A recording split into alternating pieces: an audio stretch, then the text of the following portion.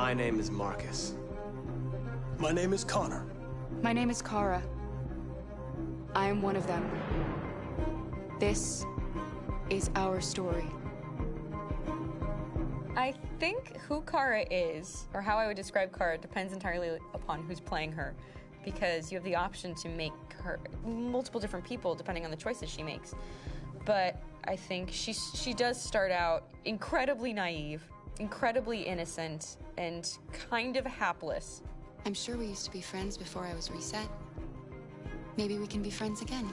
She's a person who's characterized, I think, by empathy. She's a person who really, she just comes from her heart. You'll never leave me, right? Promise you'll never go. I promise. Kara! Are you okay? Are you hurt? Wait a minute! Leave her alone! Kara! Leave her alone! The really beautiful thing that I've had the gift to be able to do is to essentially build a person from the ground up, because that's what she's doing throughout the game. And with every experience she has and every person she meets, she's building, you know, first emotions and then the sense of judgment. And it's sort of an exploration of what it is to be a human. Don't worry. Luther and I will be right here.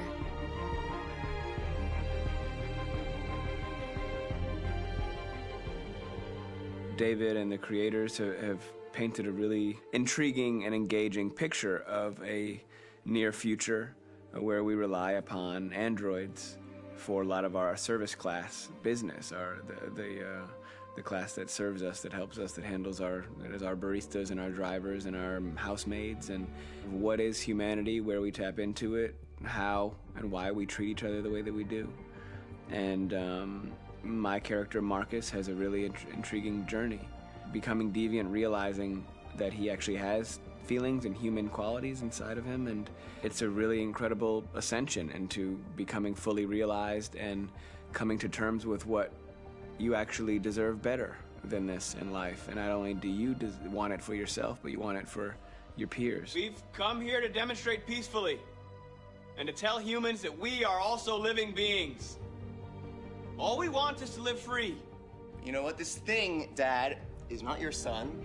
It's a fucking machine! I think that a group that feels marginalized, feels disenfranchised, feels like they deserve and have earned access to themselves and the environment around them, and are trying to figure out a way to articulate how to get freedom. Connor is analytical. Connor takes things literally. He starts in the beginning place where he's very mechanical.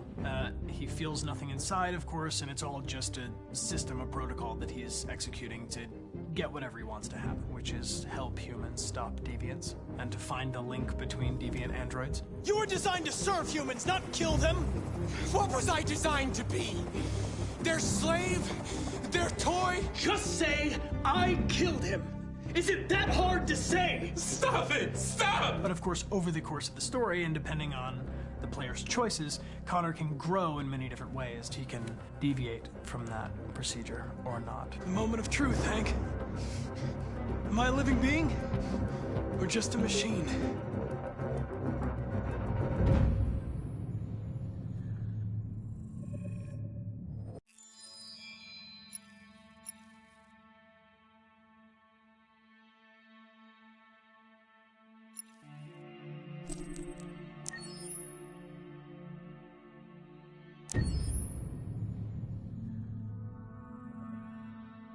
Pour la bande originale du jeu, on a essayé d'être... For the soundtrack of the game, we tried to be very close to what is done in film. We were constantly asking at each place in the game, why are we putting music here? What is it going to say? So we focused the music on bringing emotion, which is interactive, and supports the character's arc. I'm sorry, honey. I'm sorry. I'm sorry. You know I love you, don't you? You know I love you. We make games that are very narrative. We're really into interactive drama, so the soundtrack also had to go in that direction, supporting the three characters' very different stories. We really wanted three colors, three musical sound identities, and from there, having three composers made sense, since the story of Kara, Marcus, and Connor are all completely different.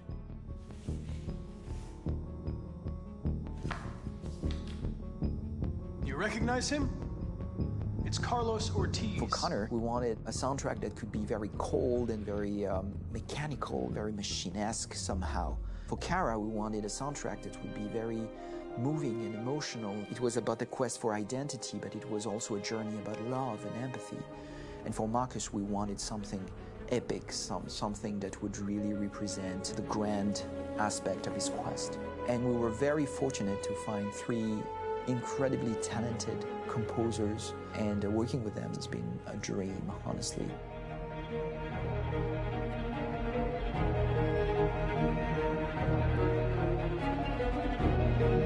My name is Philip Shepherd, and I'm a composer and a cellist and a producer. And today we're at Abbey Road Studio One, which is my favourite studio in the world. And today we're recording the soundtrack for Kara from Become Human.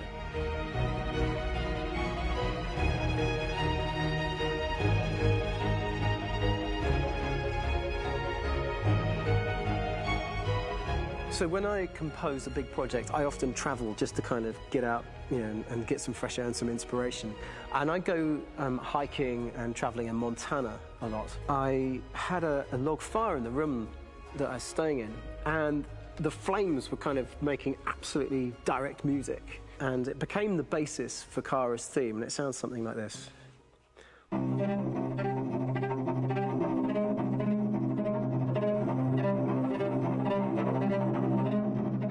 Now, over the top of that, I found a little theme that just seemed to fit over the top, which is taking Kara's name, Kara, and just using like a 2-syllable motif, and it sounds like this.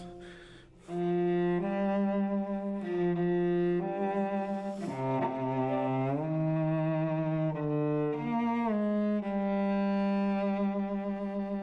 going to pull through this, Alice.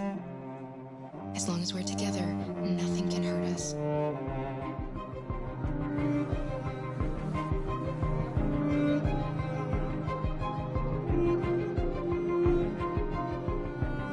And all the time that's fitting over.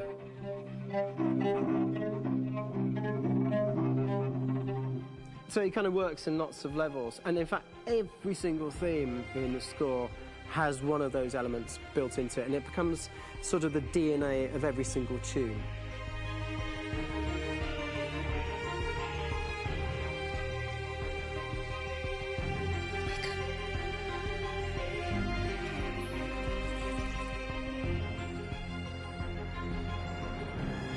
For me, writing this theme for Kara, I actually had to tap into what it feels like to be a father to daughters.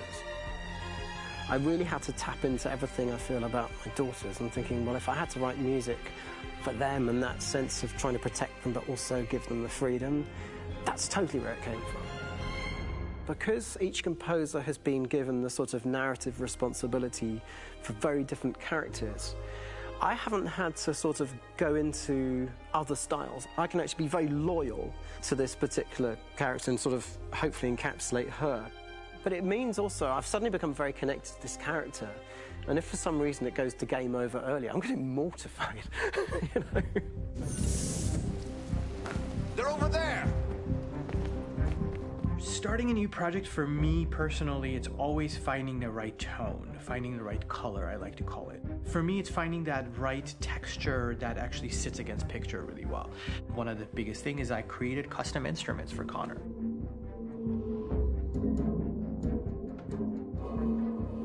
I pulled out all my vintage synthesizers to be able to capture this robotic person, if you will.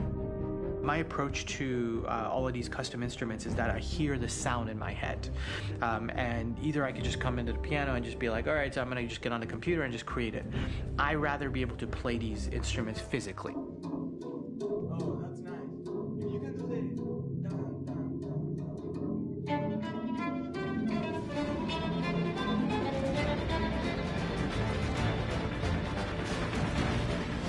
As soon as you see Connor the first time, there is a really interesting thematic idea that you hear, and that's just made out of a Moog synthesizer, but completely manipulated in multiple ways. And it's robotic. It has a little bit of an emotional to it. He's on his mission, so you feel that as well. So it just kind of gives you that cold, motionless, with a mission in hand that you kind of feel throughout the whole thing.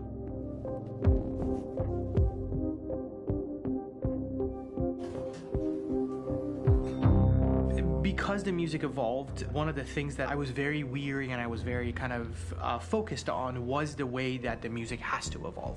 So my idea behind it was that Connor is a singular android that could at any point become a deviant, or could actually stay as an android. So I created a more or less an Connor theme, and then I was able to just manipulate it in different aspects of it. Is everything okay, Lieutenant? Chris was on patrol last night. He was attacked by a bunch of deviants. I'm a human being writing for a robot, and throughout Connor's journey, he meets someone, he meets a partner. So how do you deal with a robot feeling? And I've met a partner that I'm gonna work with, or all of a sudden he sees a dead body. Does this robot have an imagination? Does this robot have a feeling? And if yes, how do you translate that into non-emotional music? So it basically at any point I was just like, I can't do this, and then I just do it. Property was damaged and fires continued to rage in several major districts across the city. Some people are asking, have androids become a threat to our security? When I first started really digging in on Marcus, the one thing that I really tried to capture was the transformation process. You know, Marcus is this android that evolves over the course of the game and really goes from kind of figuring out that he's more than just an android. You know, he's starting to develop kind of a human soul in a way. Try to imagine something that doesn't exist, something you've never seen. Now concentrate on how it makes you feel and let your hand drift across the canvas. The other side of Marcus that I really latched onto was that he almost became a savior for a lot of the other androids in the game. So when I started developing the theme for Marcus, I really made it like a church hymn.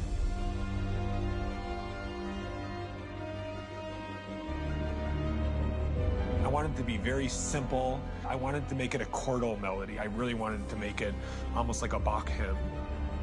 The tough thing with that is it had to be recognizable. If I made it too complex from a harmonic standpoint, it would be hard, I think, for people to kind of pick it out and recognize it. It's very acoustic derived, but it's also been treated with a lot of effects and things to kind of put it into the space that I felt the sound should be in. It can be beautiful, it can be haunting, it can be extremely powerful from an action standpoint, and I'm really happy with the way it turned out. The music is there, but it's subliminal and it's emotional, and people are feeling it, and it's not distracting. And that's tricky with a game like this, where you have to have a lot of ins and outs like that, where the music kind of has to get in and out of these moments. This is a war we're fighting with the humans. If we fail, they'll destroy us. I think the game's been put together so well where I just wanted to make sure that I wasn't ruining the emotion.